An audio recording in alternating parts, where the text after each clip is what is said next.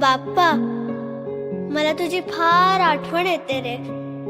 तू कधी येणार आमच्या घरी?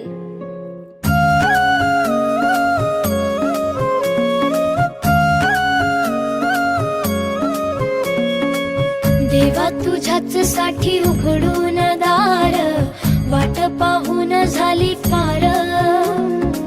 चिंता हरून देवा थकला असणार, दे माझ्या खांद्यावर भार.